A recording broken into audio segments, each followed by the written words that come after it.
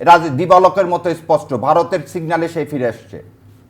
তারেক রহমান যে কথাটি বলেছেন, কৌশলের নামে বিএনপি গুপ্ত বা সুপ্ত বেশ ধারণ করেনি। ভাই যে ইন্টারপ্রিটেশন দিল, আমি সত্যিই খুশি হতাম যদি এই ইন্টারপ্রিটেশন উনি মিন করতেন।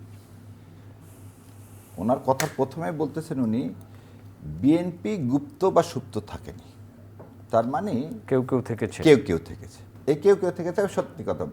উনি এর আগেও এটা বিএনপি বলতেছে যে জামাতে ইসলাম গুপ্ত থাকছে, বা ছাত্রদেরকে নিয়ে শিবিরের কথা বলা হচ্ছে, বা হাসনাতদের কথা বলা হচ্ছে, ওরা এই সার্জিদের কথা বলা হচ্ছে।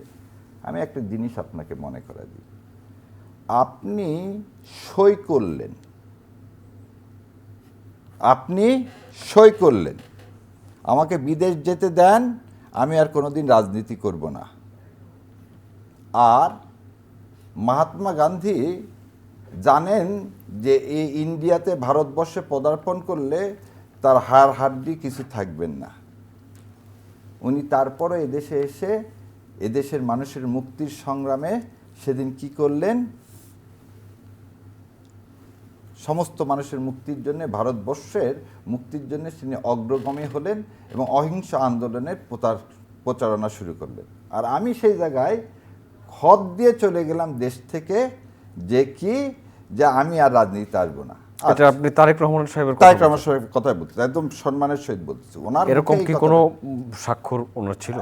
এবং এটা যদি আপনি চান আমি এখনই আপনাকে দেখা দিতে পারি। 2007 সালে বেগম খালেদা জিয়া সন্তানের মুক্তির জন্য সেদিন সে কম্পেল হয়েছিলেন নির্বাচনে যেতে, এবং উনি যাওয়ার আগে উনি প্যারোলে মুক্তি নিয়ে তারেক রহমান এদেশ থেকে চলে গেছিলেন। তারপরও যদি আপনাদের মনে না থাকে আরও মনে করে দিই, উনি ফিরে আসার আগে বললেন, কি কথা বললেন? ফিরে আসাটা তার একক নিয়ন্ত্রণাধীন না, এই আসার আগে একটু আগে দেখলাম, সেই ভিডিওটা আমি দেখাই দিতে পারি, যে যতবার হরতাল ডাকছে রিজভী আহমেদ সবসময় গুপ্ত জায়গা থেকে, অজ্ঞাত স্থান থেকে, সবসময় টিভিতে আসতো, অজ্ঞাত স্থান থেকে 3 দিনের জন্য উনি হরতাল অবরোধের ডাক দিচ্ছেন। কে? রিজভী সাহেব। তাহলে আপনি একটা জিনিস বলেন তো, কার প্রেসক্রিপশনে আপনি জামাত এবং বিএনপির মধ্যে যে ভাগ করতে চাচ্ছেন জনাব তারেক রহমান সাহেব, এটা কাকে দুর্বল করতেছে? জুলাই সনদকে দুর্বল করতেছে। এটা কাকে শক্তিশালী করতেছে? আওয়ামী লীগকে শক্তিশালী করতেছে। এটা কাকে শক্তিশালী করতেছে? ইন্ডিয়াকে শক্তিশালী করতেছে। তাহলে ভারতীয় আধিপত্যবাদের বিরুদ্ধে যে অবস্থান তারেক শহীদ রাষ্ট্রপতি জিয়াউর রহমান এবং বেগম খালেদা জিয়ার ছিল, সেখান থেকে উনি সরে যাচ্ছেন। আমি আপনার মাধ্যমে এই কথা আবারও বলতে চাই, উনি এই গুপ্ত সুপ্ত এই কথাগুলো নিয়ে সেই বিভেদ তৈরি করতে চাচ্ছেন কার স্বার্থে? এতে কি তার ভোট বাড়বে? আমার তো মনে হয় না। তাকে একটা জিনিস সবসময় মনে রাখতে হবে, আমরা আজকে অনেক কথাই বলি, 2টা জিনিস কখনোই সে পরিষ্কার করতে পারছে না আসার পর থেকে, যে কাকে কার নিয়ন্ত্রণাধীন ছিল তার ফিরে আসাটা, এটা দিবালোকের মতো স্পষ্ট, ভারতের সিগন্যালে সে ফিরে আসছে। চিন্তা বলতেছেন না?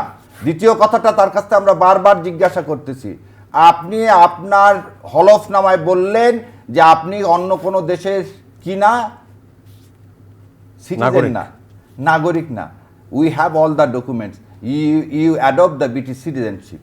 তাহলে আপনি এই কথাগুলো বলতেছেন, আপনার এগুলো খোলাসা করে বরং জামাতে ইসলাম এবং বিএনপির ঐক্য যেখানে দরকার, সেখানে জনাব তারেক রহমান এবং সালাউদ্দিন সাহেব একদম সম্মানের সাথে বলছেন, এনারা এই বিভেদের কেন সালাউদ্দিন সাহেব আজকে বলছেন যে একটা দল চাচ্ছে নির্বাচন থেকে সরে যাচ্ছে, কেন এই ধরনের কথাগুলো আসছে? আপনি কি এই কথাগুলো জামায়াতের রিপ্রেজেন্টেশনে বলছেন? না, আমি একজন মানুষ হিসাবে, একজন সাধারণ মানুষ হিসাবে, একজন ব্যারিস্টার হিসাবে, আর জামাতের কথা বলছেন, আমি জামাতকে সমর্থন করি, আমি জামাতের কোনো পদ হোল্ড করি না। আবার যেই কথাগুলো বললেন, এই কথাগুলোর জবাব দেওয়ার মানুষ এখানে নাই, আমিও না, আপনিও না, সাধারণ মানুষ এটা জবাব নেই।